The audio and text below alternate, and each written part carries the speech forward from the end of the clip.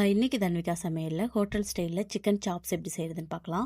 அதை செய்கிறதுக்கு சின்ன வெங்காயம் ஒரு 30 போல் உரித்து எடுத்துக்கலாம். ஒரு பட்டையை இந்த மாதிரி துண்டு துண்டாக உடச்சி எடுத்துக்கலாம்.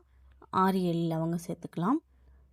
1 ஸ்பூன் கசகசா, 3 ஸ்பூன் போல் மிளகு, 5 ஸ்பூன் தனியா, 2 ஸ்பூன் போல் பெருஞ்சீரகம் எல்லாத்தையுமே ஒரு மிக்ஸி ஜாரில் சேர்த்து நல்ல பேஸ்ட்டாக அரைக்கணும். இது கூடயே 10 பல் பூண்டு சேர்த்துடலாம்.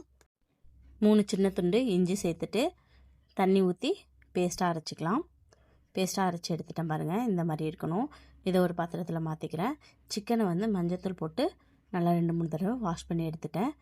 இந்த மாதிரி பெரிய பெரிய பீஸாக இருக்கணும், அப்போ தான் நல்லாயிருக்கும். இது கூட அரைச்சி வச்சுருக்க பேஸ்ட் இருக்குல்ல, அதையும் சேர்த்துடலாம்.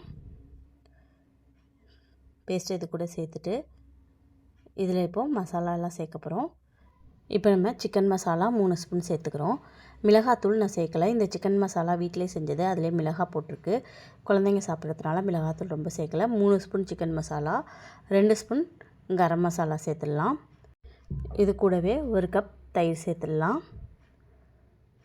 தயிர் சேர்த்த பிறகு தயிர் இல்லைனா லெமன் சேர்த்துக்கோங்க. 2 ஸ்பூன் போல் ஆயில் விட்டுட்டு 1 ஸ்பூன் மஞ்சத்தூள் சேர்த்துட்டு நல்லா மிக்ஸ் பண்ணிக்கலாம். கையாலேயே நல்லா கலந்து விட்டுருங்க. இது மேரினேட் ஆகட்டும். ஒரு 1/2 அன் ஹவர் வச்சிடலாம். அப்படியே நல்லா ஊற விட்டுட்டு அதுக்கு பிறகு நம்ம சமைக்க ஆரம்பிக்கலாம். பாருங்கள், இந்த மாதிரி நல்லா பிசறிக்கணும். இதை அப்படியே நம்ம ஒரு 1/2 அன் ஹவர் வச்சிடலாம். அடுத்ததாக செய்கிறதுக்கு வெங்காயத்தெல்லாம் நான் பொடி பொடியாக கட் பண்ணிட்டேன். இப்போ கடாயை அடுப்பில் வச்சுட்டு ஆயில் சேர்த்துடலாம். ஒரு 4 ஸ்பூன் போல் ஆயில் ஊற்றிக்கோங்க. 1 ஸ்பூன் கடுகு சேர்த்துட்டு அது கூட வெங்காயத்தை பொடியாக கட் பண்ணி வச்சுருக்கோம். இந்த மாதிரி 2 வெங்காயம் அதை சேர்த்து நல்லா வதக்கிக்கோங்க. வெங்காயம் கொஞ்சம் கலர் மாறினதுக்கு பிறகு இது கூடவே கொஞ்சம் கருவேப்பிலையும் நல்லா வதங்கட்டும். இஞ்சி பூண்டு பேஸ்ட்டு 2 ஸ்பூன் சேர்த்துடலாம். இது பச்சை வாசனை போன பிறகு தக்காளி 2 தக்காளி அது மாதிரி பொடியாக கட் பண்ணி வச்சுருக்கேன், அதையும் சேர்த்துக்கலாம். தக்காளி நல்லா வதங்கணும். தக்காளி வதங்கின பிறகு 2 ஸ்பூன் உப்பு, கல்லுப்பு சேர்த்துக்கலாம். கல்லுப்பு இதில் தூளுப்பு எது வேணாலும் சேர்த்துக்கோங்க. இப்போ நான் 2 ஸ்பூன் கல்லுப்பு சேர்த்துக்கிறேன். சேர்த்துட்டு நல்லா மிக்ஸ் பண்ணிடலாம். இந்த மாதிரி குழஞ்சி வெந்துடணும்.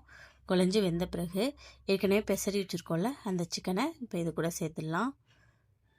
சேர்த்துட்டு கொஞ்சமாக தண்ணி சேர்த்துடலாம். ஏற்கனவே சிக்கன் தண்ணி விடும், அதனால் இப்போது 1 டம்ளர் போல் தண்ணி ஊற்றினா போதும். இந்த மசாலா பற்றி வச்சுருந்தோம்ல அதிலே தண்ணி ஊற்றி 1 டம்ளர் போல் ஊற்றிடலாம். நல்லா மிக்ஸ் பண்ணி விட்டு கொதிக்கணும்.